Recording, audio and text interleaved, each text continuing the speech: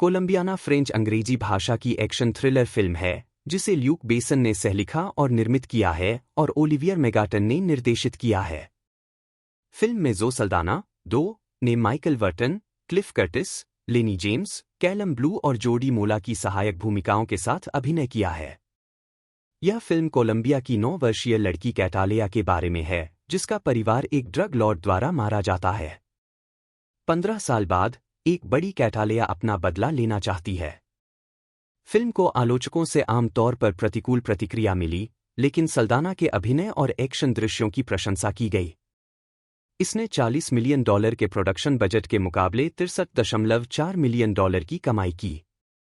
कथानक 1992 में कोलंबिया के बोगोटा में ड्रग बैरन डॉन लुइस सैंडोवाल अपने प्रवर्तक मार्को और हथियारबंद लोगों के एक गिरोह को अपने गिरोह के सदस्य फैबियो रेस्ट्रेपो और उसके परिवार को मारने के लिए भेजता है, क्योंकि फैबियो ने अपने विपुल ड्रग अपराध गतिविधि को पीछे छोड़ने की कोशिश करके उसे चुनौती दी है। फैबियो अपनी 9 वर्षीय बेटी कैटालिया को डॉन लुइस के व्यवसाय की जानकारी से भरा एक smart media computer memory card देता है और उसे बताता है कि यह उसका पासपोर्ट है। वह उसे शिकागो, इलिनोइस में अपने चाचा एमिलियो का पता भी देता है जो उसकी देखभाल करेगा। अंत में वह उसे उसकी मां के कैटालिया आर्किडहार के साथ छोड़ देता है। फैबियो और उसकी पत्नी एलिसिया की गोली मारकर हत्या करने के बाद कैटालिया भाग जाती है और अमेरिकी दूतावास में शरण मांगती है। दूतावास के कर्मचारियों को मेमोरी कार्ड सौंपने के बाद उसे संयुक्त राज्य अमेरिका जाने की अनुमति मिल जाती है। हालांकि अमेरिकी अधिकारी उसे पालक देखभाल प्रणाली में स्थानांतरित करने का प्रयास करते हैं। कैटालिया शिकागो में अपने चाचा को ढूंढती है और उसे एक हत्यारे के रूप में प्रशिक्षित करने के लिए कहती है। 15 साल बाद 2007 में एक बड़ी कैटालिया एक कुशल हत्यारा बन गई है। एमिलियो उसके दलाल के रूप में काम करता है, उसे अनुबंध प्रदान करता है।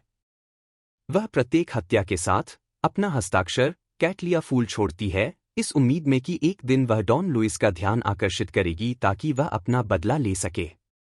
जब एमिलियो को कैटालिया के इरादों के बारे में पता चलता है और वह डॉन से जुड़े लोगों को निशाना बना रही है, तो वह अपने परिवार के जीवन को खतरे में डालने से बचने के लिए उससे रुकने की विनती करता है, लेकिन वह स्वीकार करती है कि उसे अपने परिवार के लिए जोखिम की परवाह नहीं है। जब वह अपने अमेरिकी प्रेमी डैनी डेलाने के साथ रात बिता रही होती है, तो वह उसकी सोते हुए एक तस्वीर लेता है और फिर उसे एक दोस्त को दिखाता है, जो फिर कैटालिया की पृष्ठभूमि की जांच करने का फैसला करता है, जो FBI को सतर्क करता है। इस बीच FBI एजेंट जेम्स रॉस 20 से ज्यादा अनसुलझी हत्याओं के पीछे के हत्यारे की पहचान करने के लिए काम कर रहा है, जिनमें से सभी में कैटलिया ऑर्किड बचे हैं। वह बैकग्राउंड चेक से कैटलिया की तस्वीर पर एक पिन प्राप्त करता है और उसकी गिरफ्तारी का आदेश देता है, लेकिन कैटलिया भाग जाती है और एमिलियो से संपर्क करती है, लेकिन उसे पता चलता है कि उसने वास्तव में एमिलियो और उसके पूरे परिवार की क्रूर हत्या की है। वह रॉस से उसके घर पर मिलती है और उसे और उसके पूरे परिवार को जान से मारने की धमकी देती है, जिससे उसे CIA एजेंट स्टीव रिचर्ड से संपर्क करने के लिए मजबूर होना पड़ता है, जिसके बारे में उसे पता है कि वह अमेरिकी अधिकारियों के साथ सहयोग के बदले में डॉन लुइस को कानून से बचा रहा है। जब वह रिचर्ड के परिवार को मारने की धमकी देती है, तो रिचर्ड उसे डॉन का स्थान बताता है। डॉन लुइस को पता चलता है कि कैटालिया अभी भी जीवित है और वह उसे मारने के लिए अपने आदमियों को संगठित करता है, लेकिन वह पहले उन पर घात लगाती है और मार्को सहित पूरे गिरोह को खत्म कर देती है। डॉन लुइस भाग जाता है और बदला लेने की कसम खाता है। कैटालिया ने अपने विशेष रूप से प्रशिक्षित हमलावर कुत्तों को अपने भागने के वाहन में बिठाया और उन्हें डॉन को जिंदा खाने का आदेश दिया। डैनी से रॉस पूछताछ करता है, कैटालिया उसे पेफोन से कॉल करता है। रॉस द्वारा डैनी का फोन छीन लेने से पहले वे थोड़ी देर बात करते हैं, लेकिन कैटालिया फोन काट देता है और बस से शहर से बाहर चला जाता है। विवाद। पोर कोलंबिया नामक एक गैरलाभकारी समूह ने फिल्म की आलोचना करते हुए कहा कि इसने कोलंबिया को नकारात्मक तरीके से स्टीरियोटाइप किया है। 14 पोर कोलंबिया के अध्यक्ष कार्लोस मैकियास ने दावा किया कि यह फिल्म हॉलीवुड में रचनात्मकता की कुल कमी का सबूत है। 15 एक साक्षात्कार में स्थिति के बारे में पूछे जाने पर सल्दाना ने कहा, उन पर शर्म आती है? मुझे नहीं पता, काश मैं जानता कि बेवकूफ़ और नासमझ टिप्पणियों को कैसे संबोधित किया जाए, लेकिन मुझे नहीं पता। मैं एक बेवकूफ़ व्यक्ति नहीं हूँ। 14 अगले वर्ष सेंसस ऑफ सिनेमा में प्रकाशित एक निबंध में डेविड मार्टिन जोन्स ने दक्षिण अमेरिकी चरित्र के एक अलग पहलू पर ध्यान केंद्रित किया। उनका मानना था कि फिल्म ने आव्रजन और अंतर्राष्ट्रीय धन असमानता के संबंध में एक अलग दृष्टिकोण प्रदान किया। 7 उन्होंने नोट किया कि वैश्विक दक्षिण का एक चरित्र वैश्विक उत्तर में धनी और भ्रष्ट लोगों पर कहर बरपाता है, एक अलग दृष्टिकोण पेश करता है जो आमतौर पर हॉलीवुड ब्लॉकबस्टर में देखा जाता है। 7 बॉक्स ऑफिस। कोलंबियाना ने घरेलू स्तर पर संयुक्त राज्य अमेरिका और कनाडा में $36.7 मिलियन की कमाई की और अन्य क्षेत्रों में $26.8 मिलियन की कमाई की, जिससे दुनिया भर में कुल $63.5 मिलियन की कमाई हुई, जबकि इसका बजट $40 मिलियन था।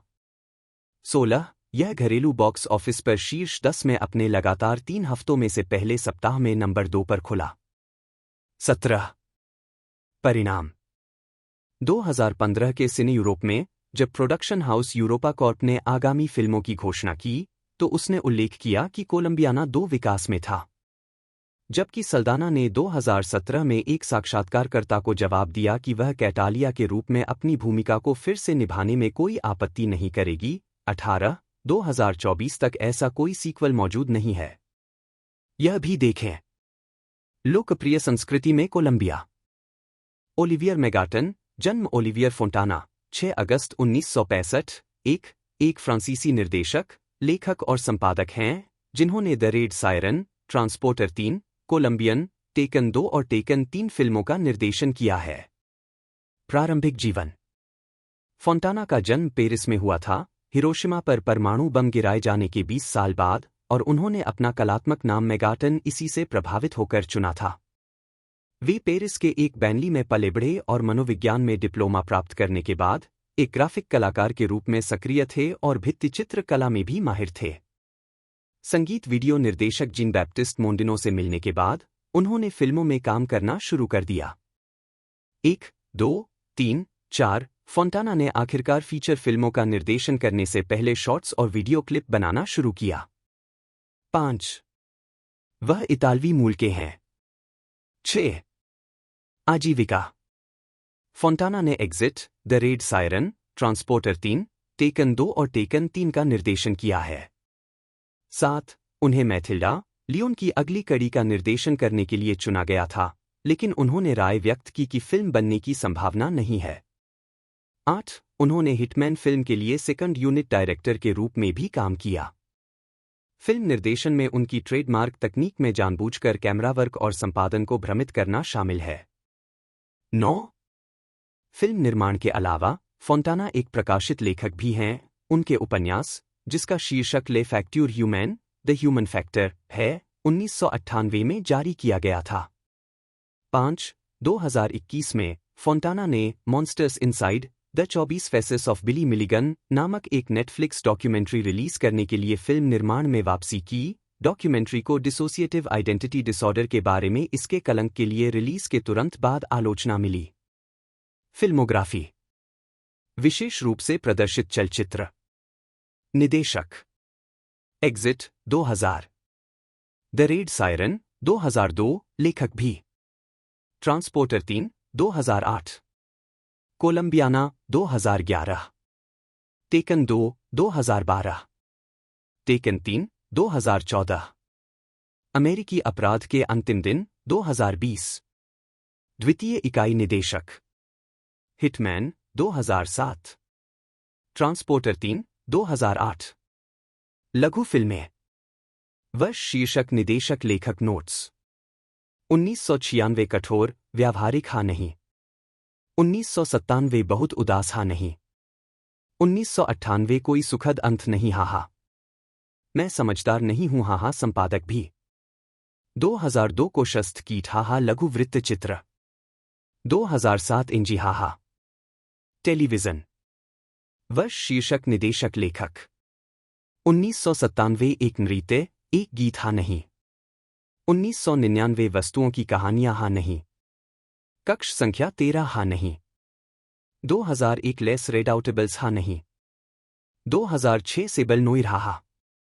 2021 राक्षस अंदर, बिली मिलिगन के 24 चेहरे हाँ नहीं।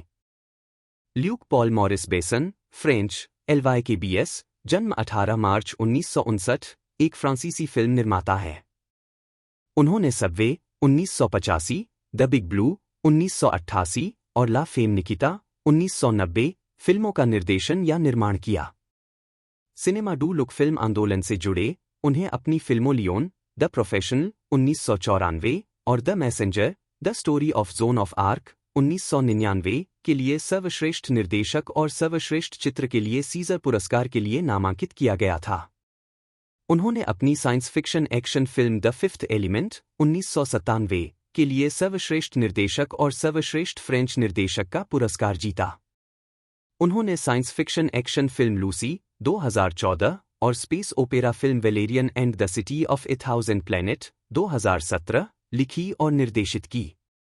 1980 में अपने करियर की शुरुआत के करीब उन्होंने अपनी खुद की production company less films do loop की स्थापना की, जिसका नाम बाद में लेस फिल्म्स टू डाफिन रखा गया। 2000 में इसे तब हटा दिया गया जब उन्होंने लंबे समय के सहयोगी पियरेंज पोगम FR के साथ यूरोपा कॉर्प की सहस्थापना की। लेखक, निर्देशक या निर्माता के रूप में बेसन 50 से अधिक फिल्मों के निर्माण में शामिल रहे हैं। प्रारंभिक जीवन। बेसन का जन्म पेरिस में हुआ था।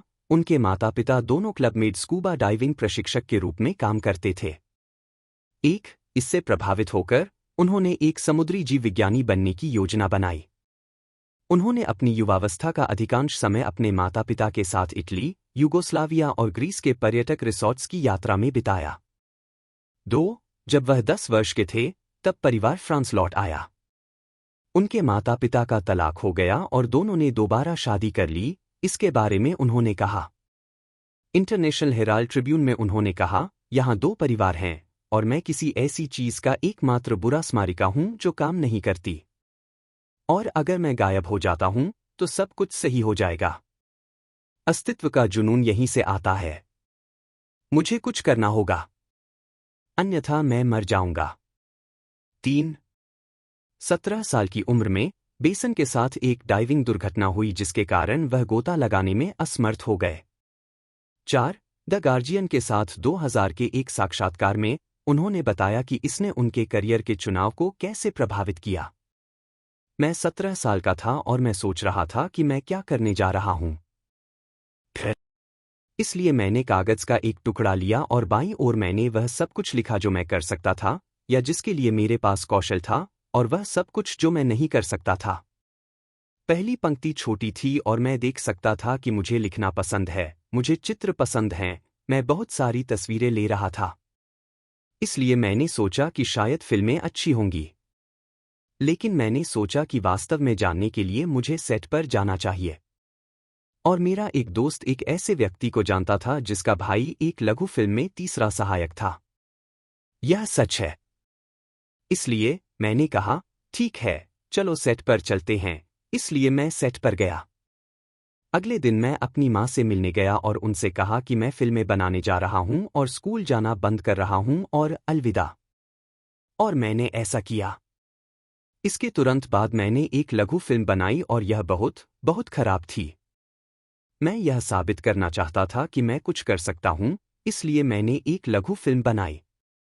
वास्तव में यही मेरी मुख्य चिंता थी, यह दिखाने में सक्षम होना कि मैं एक लघु फिल्म बना सकता हूँ।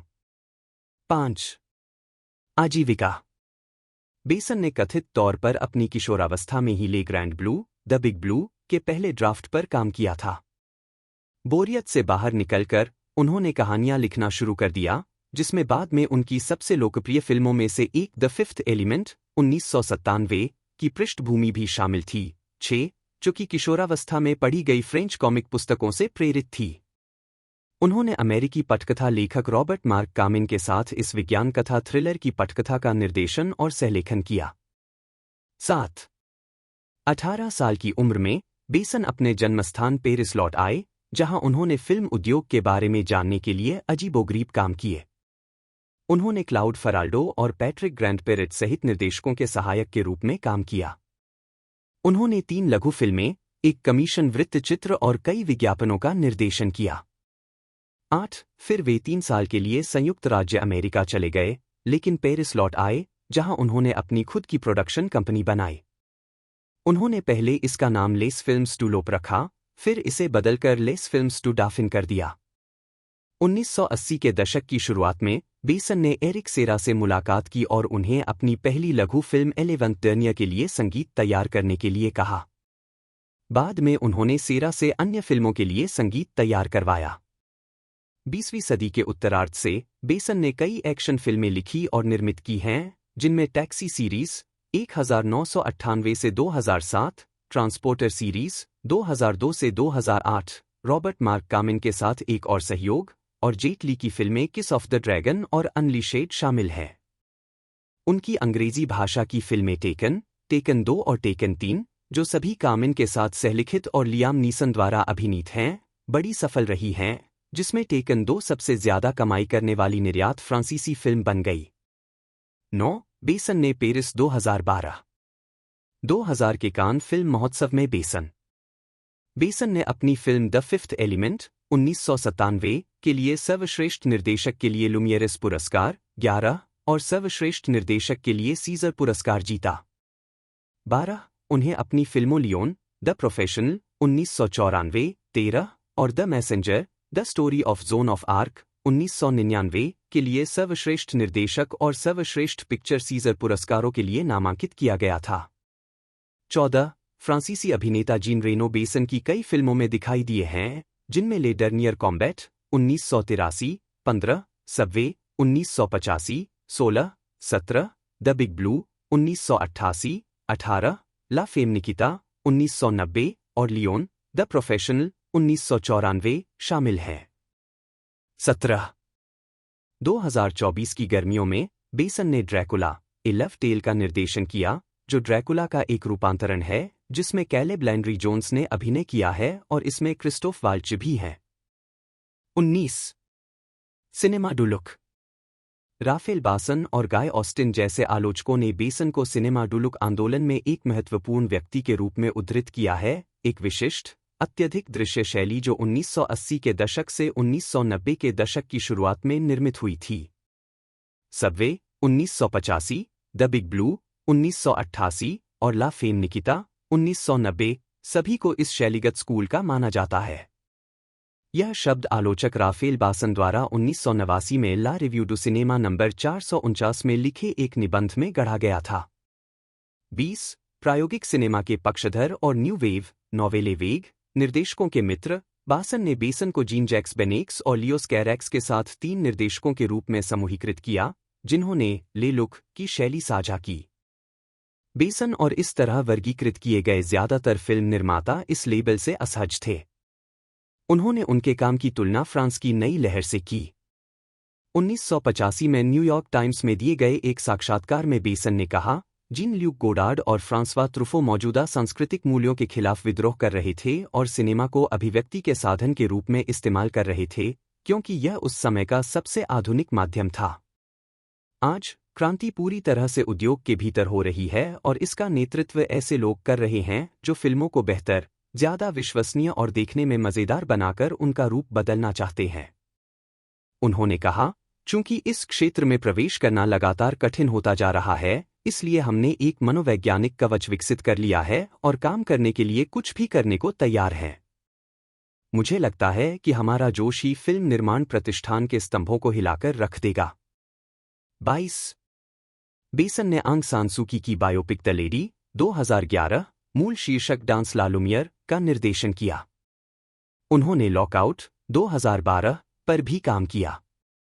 23 काम बेसन की कई फिल्मों ने हमेशा आलोचनात्मक सफलता नहीं तो लोकप्रिय सफलता हासिल की है। ले grand blue, the big blue के लिए समीक्षाएं मिश्रित थीं। लॉस एंजल्स टाइम्स के केविन थॉमस ने लिखा कि फिल्म बहुत लंबी और शुरू में अजीब थी, लेकिन यह स्पष्ट रूप से एक दूरदर्शी का काम है। 24 इंटरनेशनल हेराल्ड ट्रिब्यून ने 2007 में बेसन की प्रोफाइल में लिखा, जब 1988 के कान फिल्म फेस्टिवल में फिल्म का प्रीमियर हुआ तो इसे बेरहमी से पीटा गया, लेकिन कोई बात नहीं, यह एक धमाकेदार फिल्म थी। युवा लोगों ने इसे खूब पसंद किया और इसे बार बार देखने के लिए वापस आते रहे। फिल्म ने 10 मिलियन टिकट बेचे और जल्दी ही वह बन गई जिसे फ्रांसीसी लोग फिल्म जनरेशनल कहते हैं, जो संस्कृति में एक निर्णायक क्षण था। 3. बेसन ने बेहद सफल आर्थर सीरीज बनाई, जिसमें Arthur and the Minimoys, Arthur and the forbidden city, Arthur and the vengeance of Maltazard और Arthur and the war of the two worlds शामिल है। 25. उन्होंने आर्थर एंड द इनविजिबल्स का निर्देशन किया, जो संग्रह की पहली 2 पुस्तकों का रूपांतरण है, जिसमें मैडोना और रॉबर्ट डेनिरो ने अभिनय किया है। 26. लाइव एक्शन और एनिमेशन वाली यह फिल्म यूके और यूएस के साथ साथ फ्रांस में भी रिलीज हुई थी। 26, 27, 25. आलोचनात्मक मूल्यांकन। बेसन को फ्रांसीसी फिल्म निर्माताओं में सबसे हॉलीवुड के रूप में वर्णित किया गया है। 28. स्कॉट टोबियास ने लिखा कि उनकी चिकनी, वाणिज्यिक एक्शन फिल्में इतनी अदलाबदली करने वाली थीं, ड्रग्स, स्लीज, चकलिंग सुपर विलेन और हांगकांग शैली के प्रभाव की प्रत्येक नई परियोजना संभवतः शीर्षक पृष्ठ पर व्हाइट आउट के साथ शुरू होती है। 29. अमेरिकी फिल्म समीक्षक आर्मंड वाइट ने बेसन की प्रशंसा की है, जिन्हें वे सर्वश्रेष्ठ फिल्म निर्माताओं में से एक मानते हैं, जिन्होंने एक्शन फिल्म को परिष्कृत और क्रांतिकारी बनाया है। उन्होंने लिखा कि बेसन अपने पात्रों के संघर्ष को मानव पतन के प्रति एक ईमानदार प्रतिरोध के रूप में नाटकीय रूप देते हैं। 30. 2012 में फिल्म समीक्षक एरिक कोहन ने इंडीवायर में लिखा, ल्यूक बेसन की फिल्मोग्राफी वर्षों से धब्बेदार रही है, जिसमें सनसनीखेज पॉप कला और चमकदार बेकार चीजों की समान मात्रा है, एक प्रवृत्ति जो उनके निर्देशन क्रेडिट से परे फैली हुई है। 31. व्यक्तिगत जीवन। बेसन की 4 बार शादी हो चुकी है, पहली बार 1986 में अभिनेत्री एनी पैरिलॉड से। उनकी एक बेटी जूलियट थी, जिसका जन्म 1987 में हुआ। पैरिलॉड ने बेसन की ला फेम निकिता 1990 में अभिनय किया। 1991 में उनका तलाक हो गया।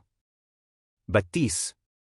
बेसन की दूसरी पत्नी अभिनेत्री और निर्देशक मैविन लेबेस्को थीं, जिनसे उन्होंने 32 साल की उम्र में डेटिंग शुरू की थी और वह 15 साल की थी। 33. उन्होंने 1992 के अंत में शादी की, जब 16 वर्षीय लेबेस्को उनकी बेटी शन्ना के साथ गर्भवती थीं, जिसका जन्म 3 जनवरी 1993 को हुआ था। 34. बहिष्कृत स्रोत। लेबेस्को ने बाद में दावा किया कि उनके रिश्ते ने बेसन की फिल्म लियोन 1994 को प्रेरित किया, जहां कथानक में एक वयस्क पुरुष और 12 वर्षीय लड़की, तत्कालीन 12 वर्षीय नताली पोर्टमैन द्वारा अभिनीत, के बीच भावनात्मक संबंध शामिल थे। 33. उनकी शादी 1997 में समाप्त हो गई, जब बेसन द फिफ्थ एलिमेंट 1997 के निर्माण के दौरान अभिनेत्री मिला जोवोविच तब 19 के साथ शामिल हो गए। 35, 36, 37. हमने ऑडिशन के दौरान ही अपने बीच विशेष केमिस्ट्री को महसूस कर लिया था और फिल्म की शूटिंग के दौरान यह और भी बढ़ गई, जोवोविच ने कहा। 37. उन्होंने 14 दिसंबर 1997 को जोवोविच से शादी की, जब वह 38 वर्ष के थे और वह 21 वर्ष की थी। 1999 में उनका तलाक हो गया। 38, 37. 28 अगस्त 2004 को 45 वर्ष की आयु में बेसन ने 32 वर्षीय फिल्म निर्माता वर्जिनी सिल्ला से विवाह किया। उनके 3 बच्चे हैं, 39, जिनमें अभिनेत्री थालिया बेसन भी शामिल हैं। 40. बलात्कार का आरोप। 2018 में डच बेल्जियम की अभिनेत्री सैंड वान रॉय, जो वेलेरियन और city of A thousand planet में दिखाई दी, ने बेसन पर बलात्कार का आरोप लगाया। 41, 42, 43. निर्देशक के वकील थिएरी मैरिम्बर्ट ने कहा कि बेसन इन काल्पनिक आरोपों से स्पष्ट रूप से इनकार करते हैं और आरोप लगाने वाला कोई ऐसा व्यक्ति है जिसे वह जानते हैं, जिसके साथ उन्होंने कभी अनुचित व्यवहार नहीं किया है। 44, 45. फरवरी 2019 में फ्रांसीसी अभियोजकों ने सबूतों की कमी का हवाला देते हुए उनके खिलाफ मामला वापस ले लिया। 46, 42. दिसंबर 2021 में एक न्यायाधीश ने दूसरी जांच के बाद बेसन के खिलाफ मामला खारिज कर दिया। 47. पेरिस में सरकारी अभियोजक के कार्यालय ने कहा कि जांच स्पष्ट रूप से स्थापित करती है कि बलात्कार के आपराधिक तथ्य नहीं किए गए थे, नागरिक पक्ष की सहमति की अनुपस्थिति स्थापित नहीं हुई है और बाधा, धमकी, हिंसा का अस्तित्व नहीं है। 48. अप्रैल 2022 में वैन रॉय ने मामले के प्रभारी मजिस्ट्रेट के खिलाफ शिकायत दर्ज की। 49 जून 2023 में फ्रांस की सर्वोच्च न्यायिक अदालत कोर्ट ऑफ कैसेशन के एक फैसले के बाद बेसन को सभी आरोपों से निश्चित रूप से मुक्त कर दिया गया था। यह फैसला वैन रॉय को फ्रांस या यूरोप में कहीं और उसी आरोप में मुकदमा चलाने से रोकता है। 50 कई अन्य महिलाओं, जिनमें एक पूर्व सहायक, सीटे डू सिनेमा स्टूडियो की 2 छात्राएं और बेसन की यूरोपा कॉर्प की एक पूर्व कर्मचारी शामिल हैं, जिन्होंने अपना नाम गुप्त रखने की इच्छा जताई, ने निर्देशक द्वारा अनुचित यौन व्यवहार का वर्णन किया। 51 अपनी कहानियों का समर्थन करने के लिए कोई भौतिक साक्ष्य न होने के कारण उन्होंने आरोप नहीं लगाए और मानहानि के प्रतिवाद से बच गईं। उनकी कहानियों का उपयोग जांच न्यायाधीश द्वारा नहीं किया गया। रॉबर्ट मार्क कामिन, जन्म 9 अक्टूबर 1947, एक अमेरिकी पटकथा लेखक हैं, जिन्हें द कराटे किड फ्रेंचाइज के निर्माता के रूप में जाना जाता है। साथ ही साथ फ्रेंच फिल्म निर्माता ल्यूक बेसन के साथ उनके बाद के सहयोगों के लिए भी जाना जाता है, जिसमें द फिफ्थ एलिमेंट, मूल रूप से बेसन द्वारा तैयार, और ट्रांसपोर्टर और टेकन फ्रेंचाइज की पटकथा शामिल है। अब वह कैलिफोर्निया के सोनोमा के पास अपने अंगूर के बागों से शराब बनाते हैं। प्रारंभिक जीवन और शिक्षा। कामिन का जन्म 1947 में हुआ था। वे न्यूयॉर्क शहर के ब्रॉन्क्स में पले बढ़े। 1 उन्होंने 1969 में न्यूयॉर्क विश्वविद्यालय से स्नातक की उपाधि प्राप्त की। 2 उन्होंने पेंसिल्वेनिया विश्वविद्यालय से अमेरिकी अध्ययन में पीएचडी प्राप्त की। 3 आजीविका। कामिन फ्रांसीसी लेखक और निर्देशक ल्यूक बेसन के लगातार सहयोगी हैं, जिन्होंने The Fifth Element, The Transporter और टेकन सीरीज का सहनिर्माण किया था। दोनों ने पहली बार नताली पोर्टमैन और Jean Reno thriller The Professional पर एक साथ काम किया था।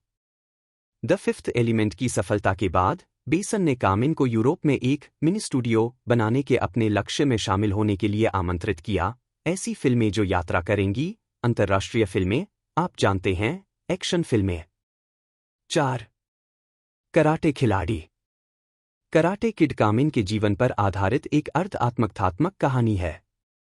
जब कामिन 17 साल के थे, तो 1964 के न्यूयॉर्क विश्व मेले के बाद गुंडों के एक गिरोह ने उनकी पिटाई कर दी थी। इस प्रकार उन्होंने खुद का बचाव करने के लिए मार्शल आर्ट का अध्ययन करना शुरू कर दिया। 5 कामिन अपने पहले शिक्षक से नाखुश थे, जिन्होंने हिंसा और बदला लेने के लिए मार्शल आर्ट को एक उपकरण के रूप में सिखाया था। 5 वह एक शिक्षक के तहत ओकिनावान गोजुर्यू कराटे का अध्ययन करने चले गए, जो अंग्रेजी नहीं बोलते थे लेकिन खुद चोजुन मियागी के छात्र थे। 5 हॉलीवुड के पटकथा लेखक के रूप में कामिन को फ्रैंक प्राइस ने सलाह दी थी, जिन्होंने उन्हें बताया कि निर्माता जेरी वेंट्रॉब ने एक एकल मां के छोटे बच्चे के बारे में एक समाचार लेख का विकल्प चुना था, जिसने पड़ोस के गुंडों से खुद का बचाव करने के लिए ब्लैक बेल्ट अर्जित किया था। फिर कामिन ने अपने जीवन की कहानी को समाचार लेख के साथ जोड़ा और दोनों का उपयोग द कराटे किड की पटकथा बनाने के लिए किया। 5 डीसी कॉमिक्स में कराटे किड नाम का एक पात्र था। फिल्म निर्माताओं को पहली फिल्म और बाद की अगली कड़ी के लिए शीर्षक का उपयोग करने के लिए 1984 में डीसी कॉमिक्स से विशेष अनुमति मिली। 6 अंगूर के बागों। 1980 में अपनी पहली पटकथा, जो कभी निर्मित नहीं हुई, के लिए $135,000 का भुगतान किए जाने के बाद कामिन ने चेक का उपयोग कैलिफोर्निया के सोनोमा काउंटी में सोनोमा के उत्तर में मायाकामास पहाड़ों की पश्चिमी ढलानों पर 280 एकड़ चट्टानी भूमि खरीदने के लिए किया। उन्होंने 1981 में 46 एकड़ जमीन को अंगूर के बाग में बदलने के लिए वाइन ग्रोवर फिल कॉटुरी को काम पर रखा। 1984 में पहले अंगूर स्थानीय वाइन मेकर्स को बेचे गए। 1996 में आग लगने से आधा अंगूर का बाग नष्ट हो गया। कामिन ने अंगूर के बाग को फिर से लगाया और 1999 में उन्होंने अपनी पहली कामिन ब्रांडेड वाइन, कैबरनेट सॉविगनन को बोतलबंद किया। 2002 में कामिन ने अपनी वाइन तैयार करने के लिए मार्क हेरोल्ड को काम पर रखा। 7 filmography.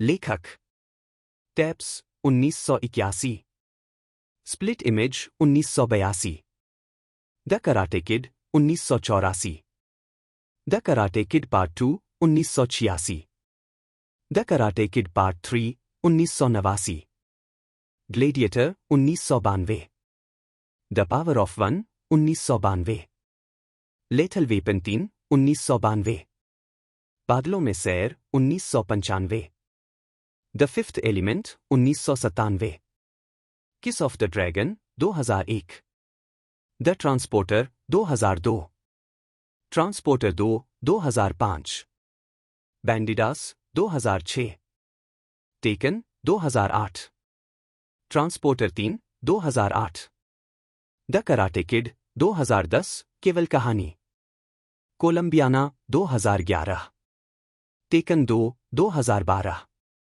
Taken 3 2014, The Warriors Gate 2016, Angel Has Fallen 2019, बिना श्रेय के पुनर्लेखन, द पनिशर 1989 निर्माता के रूप में श्रेय दिया गया, Under Siege 8 1992, The Fugitive 1993, The Devil's Own 9-10 1997, The Devil's Advocate 8 1997, विशेष धन्यवाद, लेफ्ट लगेज 1998, लूसी 2014, कलात्मक सलाहकार, अनलीश्ड 2005 क्रिएटिव कंसल्टेंट भी, ब्रिक मैंशंस 2014, एरियल ज़िटॉन जन्म 26 सितंबर 1949 एक फ्रांसीसी निर्देशक, निर्माता और पटकथा लेखक हैं। जीतून ने 1979 में एलिकोल ईएसटी फाइनी एफआर के साथ एक निर्माता के रूप में शुरुआत की। बाद में उन्होंने स्मारिकाएं के लिए पटकथा लिखी और निर्देशन किया। 2013 में जीतून ने ऐतिहासिक नाटक एंजेलिक का निर्देशन किया, जो एनी गोलन की पुस्तक Angelique the Marquise of the Angels पर आधारित था, जिसने उन्हें आलोचकों और जनता द्वारा समान रूप से अंतर्राष्ट्रीय मान्यता दिलाई। 1. फिल्मोग्राफी 1984 स्मृति चिन्ह 1987 सैक्सो एफआर 1988 एल इन्फेंस डे लार्ट निर्माता 1990 बेबी ब्लड निर्माता 1993 ले नॉम्ब्रिल डू मोंडे एफआर 1997 उन्हें फेमे ट्रेस अमोर्यूज एफआर 1997 XXL 1998 बिम्बोलैंड 2001 यामाकासी 2007 ले डेर्नियर गैंग एफआर 2013 एंजेलिका 2018 कुर्स्क निर्माता। फ्रेंचाइज भूमिकाओं के साथ सफलता। सल्दाना 2010 में 82वें अकादमी पुरस्कार समारोह में। सल्दाना 2009 में 2 भूमिकाओं में दिखाई दीं, जिससे उनकी प्रोफाइल काफी बढ़ गई। 19 उन्होंने स्टार ट्रेक में न्योता ओहुरा का किरदार निभाया। 32 फिल्म के निर्देशक जे अब्राम्स ने सल्दाना से यह किरदार निभाने के लिए कहा क्योंकि उन्हें उनका काम पसंद आया। ओहुरा की पृष्ठभूमि और किरदार के नाम के निर्माण को समझने के लिए वह निशेल निकोल्स से मिली। 33 सल्दाना की मां एक स्टार ट्रेक प्रशंसक थीं, जो फिल्मांकन के दौरान भूमिका के बारे में सलाह देते हुए वॉइसमेल छोड़ती थीं।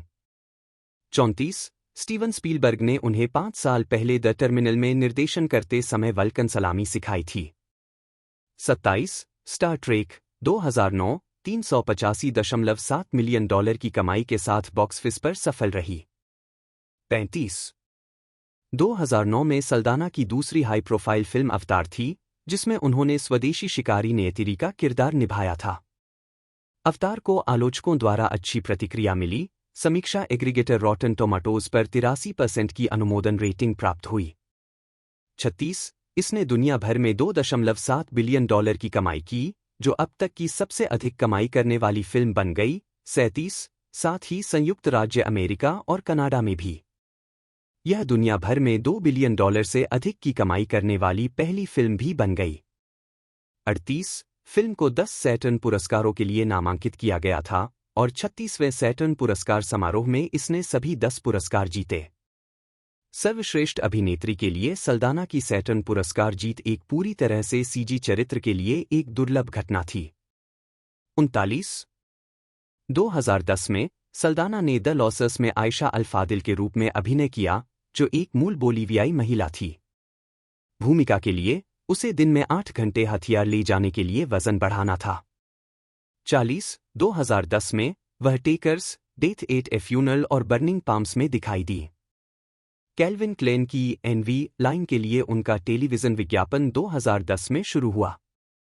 41, 2011 में सल्दाना ने romantic comedy the heart specialist में अभिनय किया और अपराध ड्रामा कोलंबियन में हत्यारे कैटालिया रेस्ट्रेपो को चित्रित किया। हालांकि बाद की फिल्म ने आलोचकों से नकारात्मक समीक्षा अर्जित की, सल्दाना के प्रदर्शन की प्रशंसा की गई। 42, 2012 में वह रोमांटिक ड्रामा द वर्ड्स में दिखाई दी, जिसने बॉक्स ऑफिस पर थोड़ी सफलता के साथ आलोचकों से नकारात्मक समीक्षा अर्जित की। 43, 44, 2013 में सल्दाना ने स्टार ट्रेक इनटू डार्कनेस में uhura के रूप में अपनी भूमिका दोहराई, जो स्टार ट्रेक रीबूट की अगली कड़ी थी।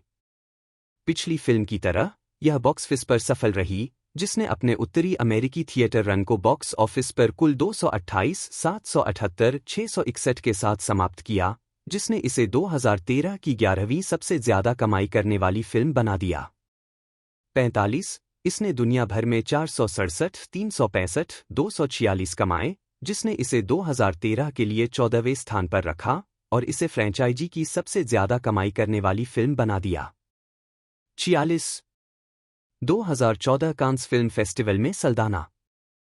2014 में सल्दाना ने गार्डियंस ऑफ द गैलेक्सी में गमोरा का किरदार निभाया।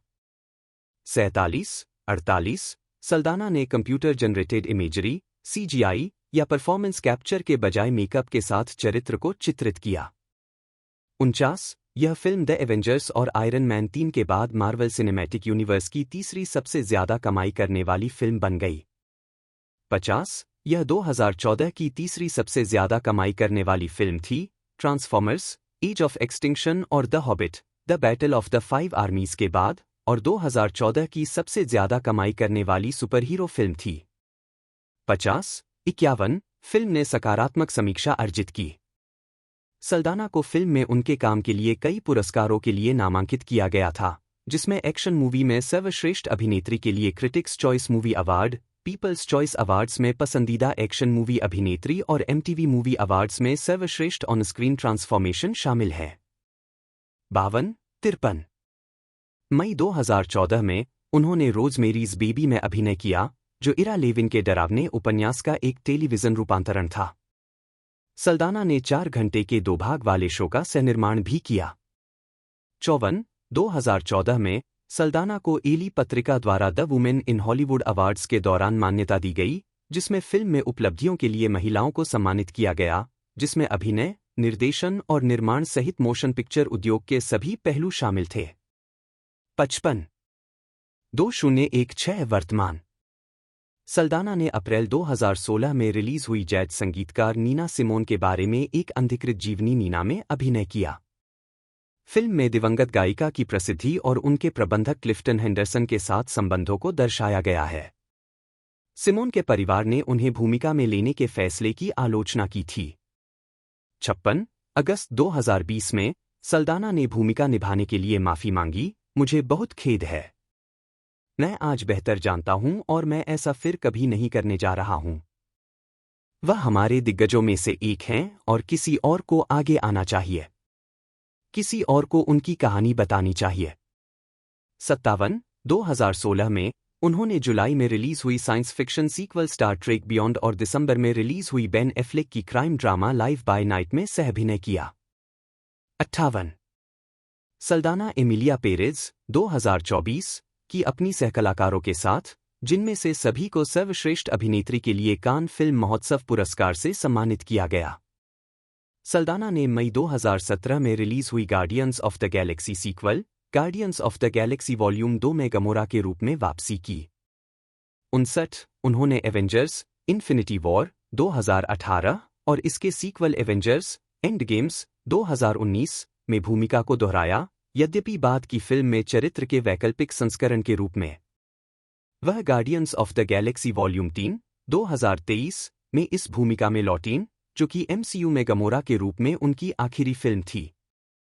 60, इसके अलावा 2017 में सल्दाना ने आई किल जायंट्स में मिसेज मोले की भूमिका निभाई, जो एंडर्स वाल्टर के जो केली के ग्राफिक उपन्यास आई किल जायंट्स का रूपांतरण है। शूटिंग सितंबर 2016 में आयरलैंड में शुरू हुई। 3 मई 2018 को उन्हें हॉलीवुड वॉक ऑफ फेम के मोशन पिक्चर्स सेक्शन में 6920 हॉलीवुड बुलेवार्ड पर एक स्टार मिला। 63, 64, 65।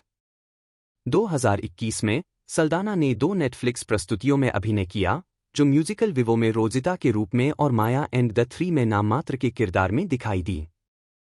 वह डेविड ओ रसेल की एम्स्टर्डम में एक ऑल स्टार कास्ट में शामिल हुई। 66, सल्दाना ने अवतार द वे ऑफ वाटर 2022 में नेयतिरी के रूप में अपनी भूमिका दोहराई। 67, 68, 69 अपनी भूमिका के हिस्से के रूप में उन्होंने साइमन फ्रैंकलिन द्वारा लिखे गए फिल्म के साउंड ट्रैक पर मूल गीत द सॉन्ग कॉर्ड के लिए गायन किया। 70, 71 उन्होंने 2023 में टेलर शेरिडन द्वारा निर्मित पैरामाउंट प्लस टेलीविजन श्रृंखला स्पेशल ऑप्स लाइनस में भी अभिनय करना शुरू किया। 72 उन्होंने संगीतमय अपराध फिल्म एमिलिया पेरेज 2024 में एक उच्चस्तरीय जूनियर आपराधिक बचाव वकील रीटा मोरो कास्त्रो की भूमिका निभाई। जो यादिरा सल्दाना पेरेगो बटा SLDN बटा सोल्डैन 2 स्पेनिश SOESLDA नी सल्दाना नाजारियो जन्म 19 जून 1978 एक अमेरिकी अभिनेत्री है। मुख्य रूप से विज्ञान कथा फिल्म फ्रेंचाइजी में अपने काम के लिए जानी जाने वाली, उन्होंने अब तक की सबसे ज्यादा कमाई करने वाली 4 फिल्मों मुद्रास्फीति के लिए समायोजित नहीं, अवतार, the way of water, Avengers, infinity war और एवेंजर्स एंड गेम में अभिनय किया है।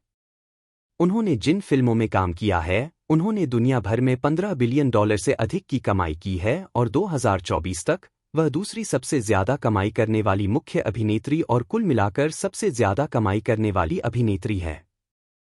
3, 4 टाइम पत्रिका ने उन्हें 2023 में दुनिया के 100 सबसे प्रभावशाली लोगों में से एक बताया।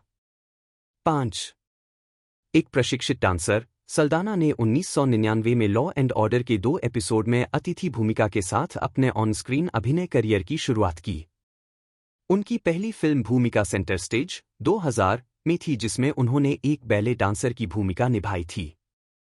उन्हें रोड फिल्म क्रॉसरोड्स 2002 में ब्रिटनी स्पीयर्स के साथ उनके काम के लिए शुरुआती पहचान मिली। 2009 की शुरुआत में सल्दाना ने स्टार ट्रेक फिल्म श्रृंखला में न्योता उहुरा और जेम्स कैमरून की अवतार फिल्म श्रृंखला में नेयतिरी के रूप में अपनी भूमिकाओं के साथ करियर में सफलता हासिल की।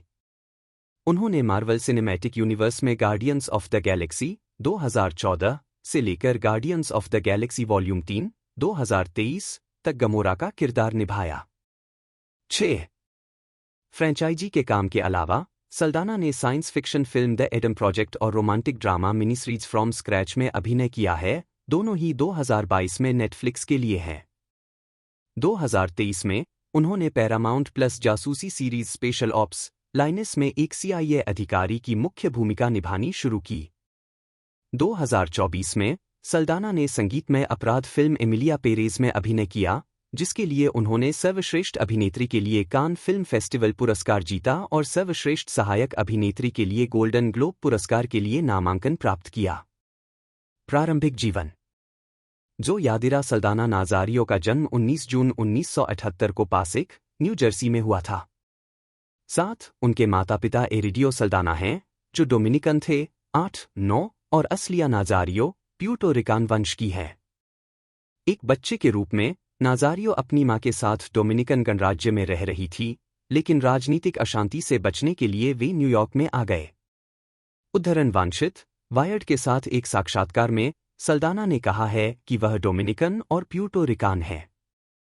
10, 11, 12 वह और उनकी 2 बहनें सिसली और मारियल अंग्रेजी और स्पेनिश में द्विभाषी हुईं, बाद वाली उनकी घर पर पहली भाषा थी। उनके शुरुआती बचपन का अधिकांश हिस्सा न्यूयॉर्क शहर के जैक्सन हाइट्स, क्वींस में बीता। 13 जब सल्दाना 9 साल की थीं, तब उनके पिता की एक वाहन दुर्घटना में मृत्यु हो गई थी। उनकी मां ने तीनों बहनों को उनके दिवंगत पिता के परिवार द्वारा पालन पोषण के लिए डोमिनिकन गणराज्य भेज दिया। लड़कियों के लिए निजी स्कूल का खर्च उठाने के लिए वह न्यूयॉर्क में काम करने लगीं। 7 विधवा मां असालिया ने डागोबर्टो गैलन से शादी की, जो लड़कियों के सौतेले पिता बन गए। वे उन्हें पूरी तरह से अपना पिता मानती हैं। 14, 15, 9 अपनी नस्लीय पहचान के संबंध में साल्दाना ने कहा है, काले होने का कोई एक तरीका नहीं है। मैं जिस तरह से काली होना जानती हूं, मैं वैसी ही हूं। 16, परिवार उसके दूसरे वर्ष के बाद न्यूयॉर्क शहर लौट आया। उसने अपनी प्रारंभिक शिक्षा क्वींस के न्यूटाउन हाई स्कूल में पूरी की। 17, 18 डोमिनिकन गणराज्य में रहने के दौरान सल्दाना को नृत्य के प्रति अपने प्यार का पता चला। वह नृत्य के रूपों का अध्ययन करने के लिए एकोज एस्पासियो डी डांजा अकादमी में नामांकित थी। 12, 13, 19, 20 लेकिन बैले को अपना जुनून बताती है। 13, 17 उसने वैनिटी फेयर को बताया कि उसने बैले छोड़ दिया क्योंकि उसके पास पैर नहीं थे और कोर डे बैले में रहने के लिए बहुत अधिक गर्व और महत्वाकांक्षा थी। 17, 1995 में सल्दाना ने ब्रुकलिन में फेसिस थिएटर समूह के साथ प्रदर्शन किया। 21, वह ऐसे नाटकों में दिखाई दी जो मादक द्रव्यों के सेवन और किशोर सेक्स जैसे मुद्दों की खोज करके किशोरों को प्रोत्साहित करते थे। इन वर्षों के दौरान उन्होंने न्यूयॉर्क यूथ थिएटर के साथ प्रदर्शन किया। उनके नृत्य प्रशिक्षण और अभिनय के अनुभव ने उन्हें अपनी पहली फिल्म भूमिका दिलाने में मदद की, जिसमें उन्होंने सेंटर स्टेज 2000 में बैले छात्रा ईवा रोड्रिग्ज की भूमिका निभाई। 12, 19 आजीविका शुरुआत 2007 में हॉलीवुड लाइफ मैगजीन के वार्षिक ब्रेक थ्रू अवार्ड्स में सल्दाना 1999 में लॉ एंड ऑर्डर शीर्षक रिफ्यूज भाग 2 इंच के एक एपिसोड में अपने प्रदर्शन के बाद सल्दाना फेसिस की सदस्य बन गई। 22 सल्दाना की पहली फिल्म भूमिका सेंटर स्टेज 2000 में थी, जिसका निर्देशन निकोलस हाइटन ने किया था, जो न्यूयॉर्क शहर में काल्पनिक अमेरिकी बैले अकादमी में नर्तकियों के बारे में थी। वह ब्रिटनी स्पीयर्स की फिल्म क्रॉसरोड्स 2002 में दिखाई दी। फिल्म को आलोचकों से नकारात्मक समीक्षा मिली, लेकिन यह बॉक्स ऑफिस पर सफल रही। 23, 24 सल्दाना ने निक कैनन के साथ कॉमेडी ड्रामा ड्रमलाइन 2002 में अभिनय किया, जिसे मिश्रित समीक्षा मिली। 25, 26 Pirates of the Caribbean The Curse of the Black Pearl 2003 में उन्होंने एना मारिया की भूमिका निभाई, जो विल टर्नर और मिस्टर गिब्स के साथ मिलकर जैक स्पैरो से उसका जहाज चुराने का मौका पाने के लिए समुद्री डाकू बन जाती है। वह द टर्मिनल में डोलोरेस टोरेस के रूप में दिखाई दी, जो एक इमिग्रेशन अधिकारी और स्टार ट्रेक प्रशंसक हैं, जो स्टार ट्रेक रिबूट 2009 में उनके चित्रण के दौरान सल्दाना की मदद करने वाली भूमिका है। 27, 2004 में उन्होंने हेवन और टेम्पटेशन में भूमिकाएं निभाईं, दोनों ने बॉक्स ऑफिस पर बहुत कम या कोई सफलता नहीं अर्जित की। 2005 में सल्दाना कॉन्स्टेलेशन गीस हू विद एश्टन कुचर और डर्टी डीड्स में नजर आईं। उन्होंने रोमांटिक कॉमेडी ड्रामा प्रीमियम 2006 और आफ्टर सेक्स 2007 में अभिनय किया। 28 सल्दाना ने ब्लैकआउट में अभिनय किया, जो 2003 के नॉर्थ ईस्ट ब्लैकआउट के दौरान न्यूयॉर्क शहर में सेट एक टेलीविजन फिल्म थी। फिल्म का प्रीमियर 2007 के ज्यूरिक फिल्म फेस्टिवल में हुआ। 29 और 2008 में बीईटी पर पहली बार दिखाया गया। 30 सल्दाना ने एक्शन थ्रिलर वेंटेज पॉइंट 2008 में एंजी जोन्स के रूप में सहायक भूमिका निभाई थी। व्यक्तिगत जीवन सल्दाना 2014 अल्मा अवार्ड्स में गर्भवती होने के बावजूद जून 2010 में सल्दाना ने अपने लंबे समय के प्रेमी कीथ ब्रिटन, एक अभिनेता और माई फैशन डेटाबेस के सीईओ से सगाई की थी। 76 नवंबर 2011 में उसने और ब्रिटन ने घोषणा की कि उन्होंने 11 साल बाद अपने रिश्ते को समाप्त कर दिया है।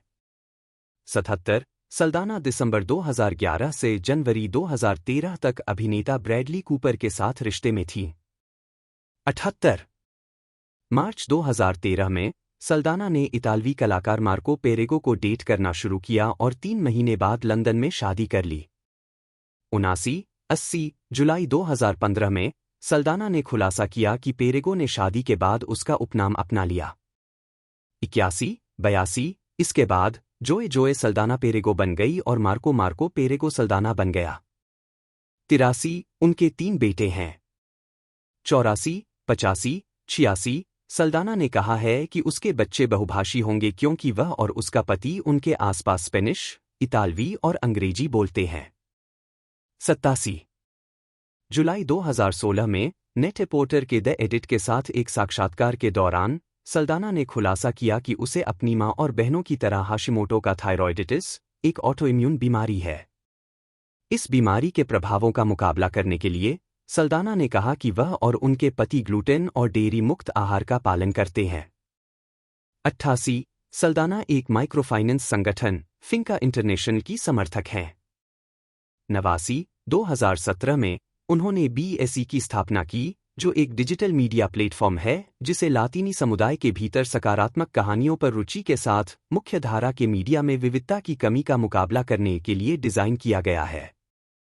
90 सितंबर 2020 में सल्दाना ने उस वर्ष के राष्ट्रपति चुनाव के लिए मतदाता ID आवश्यकताओं के बारे में शब्द फैलाने में मदद करने के लिए वोटराइडर्स ID चेक चैलेंज में भाग लेने के लिए अपनी सोशल मीडिया उपस्थिति का उपयोग। जोडी मोल्ला पेरेल्स, कैटलन उच्चारण, IMUA, एक स्पेनिश अभिनेता, कलाकार, लेखक और फिल्म निर्माता है। 1 उन्हें the lucky star 1997, second skin 1999 और एल कॉन्सुल डी सोडोमा 1999 के लिए सर्वश्रेष्ठ अभिनेता के लिए गोया पुरस्कार के लिए 3 बार नामांकित किया गया है। प्रारंभिक जीवन और शिक्षा। जोडी मोल्ला वाई पेरालिस का जन्म और पालन पोषण बार्सिलोना, स्पेन में हुआ। उन्होंने इंस्टीट्यूट डेल टेट्रे में प्रशिक्षण लिया और इटली, हंगरी और इंग्लैंड में अपनी पढ़ाई आगे बढ़ाई। उनकी मातृभाषाएं कैटलन और स्पेनिश हैं और वे अंग्रेजी, इतालवी और फ्रेंच में धारा प्रवाह है। उद्धरण की आवश्यकता। आजीविका। अभिनय। मोल्ला की ब्रेकआउट भूमिका बिगास लूना की 1992 की कॉमेडी ड्रामा जामोन में थी, जहां उन्होंने पेनेलोप क्रूज के चरित्र के ठुकराए हुए प्रेमी की भूमिका निभाई थी। मोल्ला ने अपने मूल देश में अन्य प्रशंसित फिल्मों में अभिनय किया, जिनमें स्टोरीज फ्रॉम द क्रोनन और ला सेलेस्टिना शामिल है। बाद वाली फिल्म ने उन्हें सर्वश्रेष्ठ सहायक अभिनेता के लिए अपना पहला गोया पुरस्कार नामांकन दिलाया। द लकी स्टार में उनकी बाद की अभिनीत भूमिका ने उन्हें व्यापक प्रशंसा दिलाई, जिससे उन्हें प्रेमियोस ओंडास, सर्वश्रेष्ठ कैटलन अभिनेता के लिए बुटाका पुरस्कार और एक और गोया नामांकन मिला, इस बार सर्वश्रेष्ठ अभिनेता के लिए। उसके बाद से उन्हें सेकंड स्किन और एल कॉन्सुल डी सोडोमा के लिए 2 बार और नामांकित किया गया। मोल्ला ने हॉलीवुड में अपनी शुरुआत 2001 की जीवनी पर आधारित अपराध फिल्म ब्लो से की, जिसमें उन्होंने कार्लोस लेहडर पर आधारित एक खलनायक ड्रग तस्कर की भूमिका निभाई थी। मोल्ला ने बाद में माइकल बे की 2003 की एक्शन सीक्वल बैड बॉयज 2 में विल स्मिथ और मार्टिन लॉरेंस के साथ एक समान किरदार निभाया था। ड्रग लॉर्ड जॉनी तापिया के रूप में उनके प्रदर्शन की प्रशंसा करते हुए उनके सहकलाकार गैब्रियल यूनियन ने उन्हें स्पेन का टॉम क्रूज करार दिया था। इसके बाद मोल्ला ने द तुलसे लूपर सूटकेस में अभिनय किया, जो कि अवांट-गार्डे निर्देशक पीटर ग्रीनवे द्वारा निर्मित एक महत्वाकांक्षी बहु-वर्षीय मल्टीमीडिया परियोजना थी। इसके बाद उन्होंने कई हाई प्रोफाइल फीचर फिल्मों में अभिनय किया है। रास्ते पर लाने वाला। मोल्ला ने 1994 में लघु फिल्मों का निर्देशन शुरू किया। उनकी पहली फिल्म वाल्टर पेराल्टा ने सर्वश्रेष्ठ लघु वृत्तचित्र के लिए गोया नामांकन प्राप्त किया। उन्होंने 2012 में 88 के साथ अपने फीचर निर्देशन की शुरुआत की। कला। मोल्ला एक स्वशिक्षित चित्रकार हैं। 2002 की गर्मियों में उन्होंने आंको मैड्रिड में कार्मेन डे ला गुएरा गैलरी में कई अन्य कलाकारों के साथ प्रदर्शन किया। लेनी माइकल जेम्स, जन्म 11 अक्टूबर 1965, उद्धरण वांछित, एक ब्रिटिश अभिनेता है।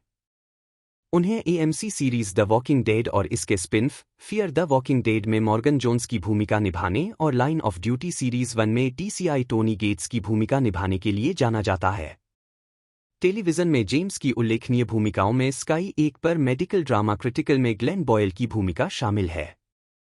अमेरिकी टेलीविजन पर उन्होंने CBS सीरीज जेरिको में रहस्य में रॉबर्ट हॉकिंस और AMC सीरीज लो विंटर सन में जासूस जो गेडिस की भूमिका निभाई। जेम्स ने sky Atlantic drama series save me बनाई और उसमें अभिनय किया, जिसे 2018 में रिलीज किया गया और आलोचकों की प्रशंसा मिली। सेव मी 2 नामक इसके दूसरे सीजन ने 2021 के सर्वश्रेष्ठ ड्रामा सीरीज के लिए बाफ्टा टीवी अवार्ड जीता। प्रारंभिक जीवन। जेम्स का जन्म नॉटिंघम में हुआ था। 1-2 वह एफ्रो-त्रिनिडाडियन माता-पिता के बेटे थे। वह दक्षिण लंदन में रहते थे और अर्नेस्ट बेविन कॉलेज में स्कूल जाते थे।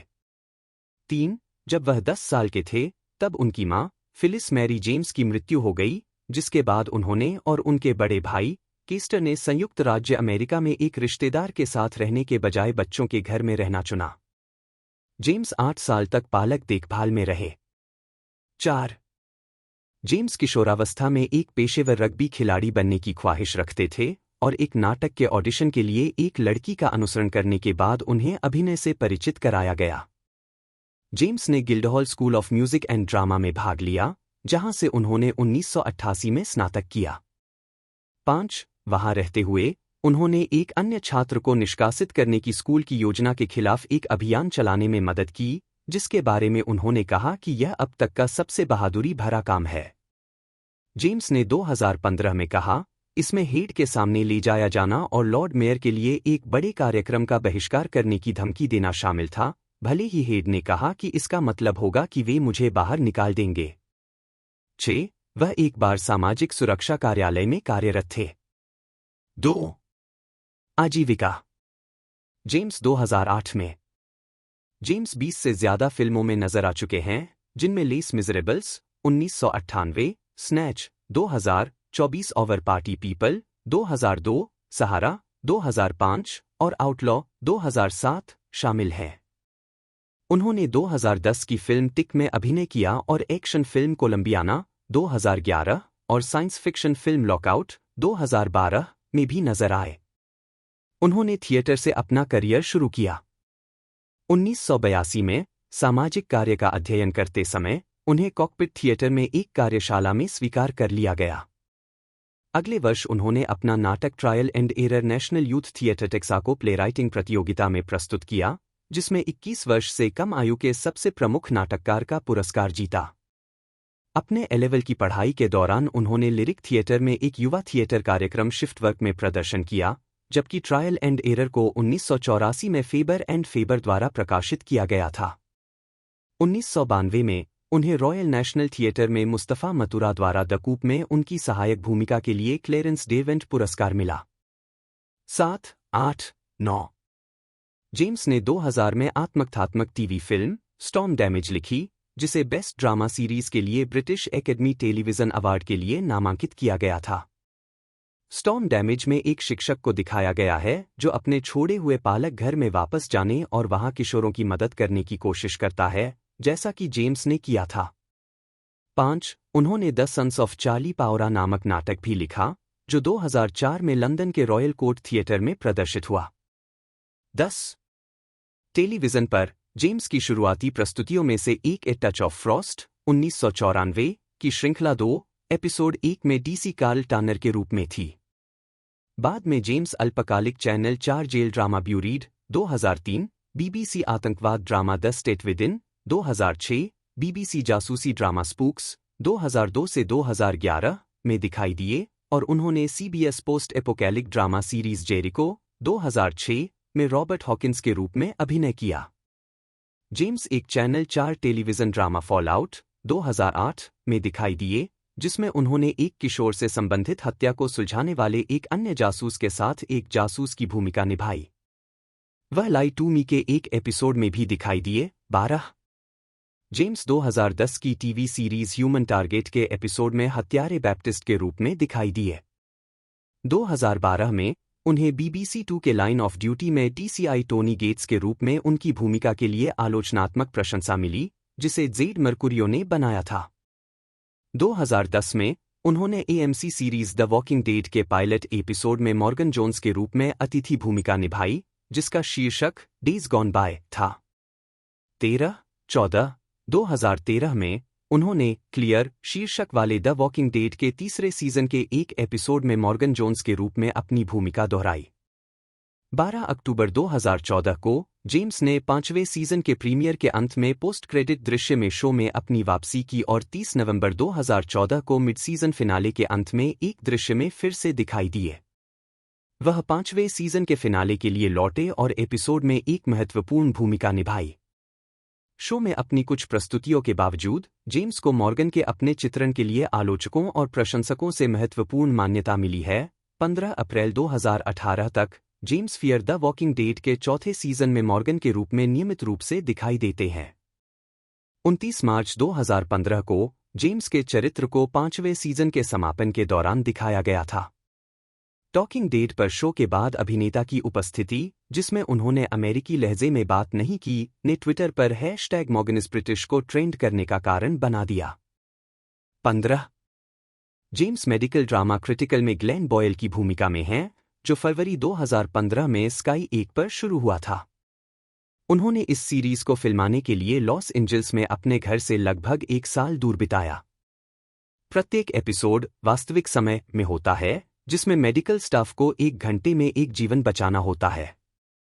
जेम्स ने इस भूमिका की तैयारी के लिए लंदन के एक अस्पताल में डॉक्टरों के साथ 1 सप्ताह बिताया। 5 जेम्स ने कहा कि उनका पसंदीदा टेलीविजन शो 1980 के दशक का पुलिस ड्रामा हिल स्ट्रीट ब्लूज है। उन्होंने डेली एक्सप्रेस से कहा, यह वही है जिसने हर दूसरे शो को जन्म दिया। यह टेलीविजन शो का मोहम्मद अली या पेले है। 6 जेम्स ने डेस्टिनी और डेस्टिनी 2 के चरित्र लॉर्ड शेक्स को भी चित्रित किया है, जो इन गेम पीवीपी प्लेयर बनाम प्लेयर द क्रूसिबल का होस्ट है, जिसमें वह मैचों पर आवाज देता है और आइटम और इनाम खरीदने के लिए इन गेम विक्रेता भी है। गेमस्पॉट के साथ एक साक्षात्कार में लेनी ने कहा कि खेल में उनकी पसंदीदा पंक्ति वास्तव में शेक्सपियर के रोमियो और जूलियट से सीधे एक पंक्ति थी। प्रश्न में पंक्ति खेल में है, लेकिन नरम। उस खिड़की से कौन सी रोशनी टूटती है? यह पूर्व है और मैं क्रूसिबल हूं। 16 व्यक्तिगत जीवन। जेम्स अपनी पत्नी गिजेल ग्लासमैन के साथ लॉस एंजल्स, कैलिफोर्निया, अमेरिका में रहते हैं। 17 उनके 3 बच्चे हैं। 6 वह अपने परिवार के लिए मुख्य रसोइया है और उसने कैरिबियाई व्यंजनों के लिए अपना शौक जताया है। वह टोटेनहम हॉटस्पर फुटबॉल क्लब और Valencia club D football Spain का प्रशंसक है।